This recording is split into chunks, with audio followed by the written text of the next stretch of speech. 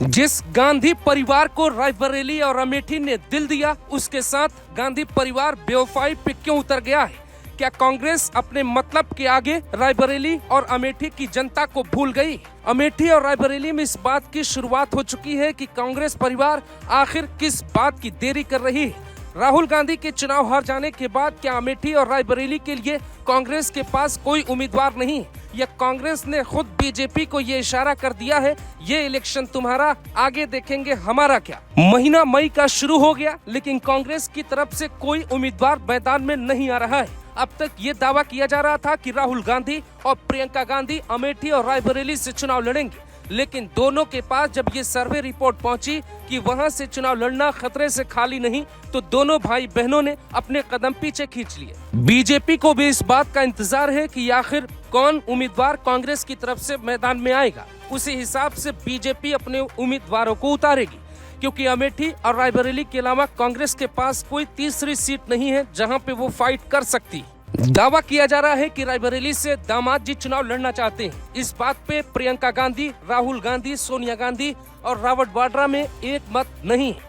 कांग्रेस के भीतर से निकलने वाली खबरें ये दावा करती हैं कि राहुल गांधी और प्रियंका गांधी में एक विचार नहीं है। दावा ये भी किया जा रहा है कि सोनिया गांधी के चुनाव न लड़ने के ऐलान के बाद ही कांग्रेस पार्टी में फूट पड़ गई है और प्रियंका गांधी रायबरेली से चुनाव लड़ना चाहती थी, लेकिन राहुल का इशारा न मिलने के कारण कांग्रेस परिवार में ही खटपट शुरू हो गई है। इसके पहले हमने आपको कई खबरें दिखाई कि कांग्रेस परिवार में सब कुछ ठीक नहीं चलता है, यहाँ तक कि राहुल और प्रियंका की टीम भी अलग अलग काम करती है। तो क्या कांग्रेस के भीतर कुछ ऐसा पक रहा है जो आपको बाहर से दिखाई नहीं दे रहा है? कांग्रेस में एक नहीं बल्कि कई गुट काम कर रहे हैं। मनोज तिवारी के खिलाफ कन्हैया कुमार को टिकट देने के फैसले का भारी भरकम विरोध हो रहा है। कांग्रेस में राहुल के गुट को लगता है कन्हैया कुमार को उतारना सही फैसला था, लेकिन दूसरे गुट को लगता है कि कन्हैया कुमार को टिकट देना बहुत गलत फैसला था, जबकि तीसरा गुट तो खुलकर विरोध करने मैदान पर उतर आया।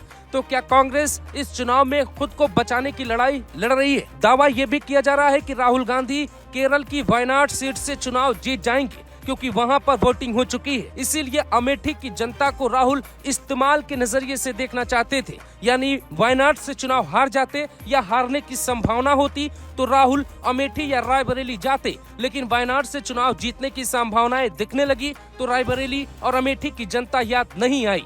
अमेठी में स्मृति ईरानी राहुल के सामने होंगी, जहां से हार की गुंजाइश ज्यादा दिखती है, जबकि रायबरेली से राहुल गांधी चुनाव लड़ते तो शायद वहां से जीत की उम्मीद बढ़ जाती। लेकिन कांग्रेस से आ रही तरह तरह की खबरें ये साफ दावा करती हैं कि ये चुनाव बीजेपी के लिए पूरी तरह से फ्री हो गया है और बीजेपी अपने अनुसार न सिर्फ जीत का दावा कर रही है बल्कि 400 सीट जीतने का दावा भी है। तो क्या राहुल गांधी और प्रियंका गांधी की लड़ाई खुलकर चुनाव खत्म होने के बाद सामने आ जाएगी?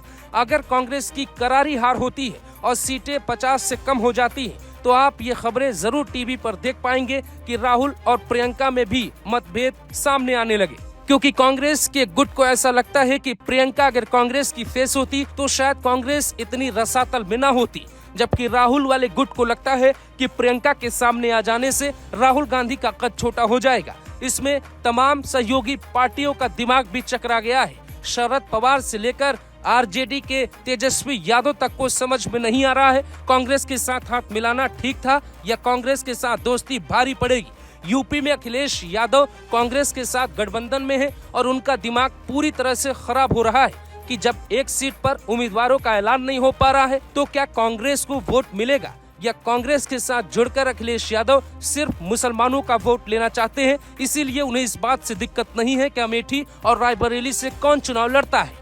इसीलिए कहते हैं कि सियासत में हमारे नेता जनता का इस्तेमाल इतनी शानदार तरीके से करते हैं कि जनता को भी इस बात का आभास नहीं होता। उदाहरण के लिए अमेठी और रायबरेली की जनता को देख लीजिए। कांग्रेस परिवार को जब लगता है जीत के लिए वहां आ जाते हैं, और जब लगता है कि वहां पे हारने की गुंजाइश है तो इतनी दूरी बना लेते हैं कि चुनाव करीब होने के बावजूद अपने टिकट का ऐलान नहीं कर पाते। कहने को आप अमेठी और रायबरेली को गढ़ कहते हैं, लेकिन क्या गढ़ से इतनी दूरी ठीक होती है? Bureau report, global Bharat TV.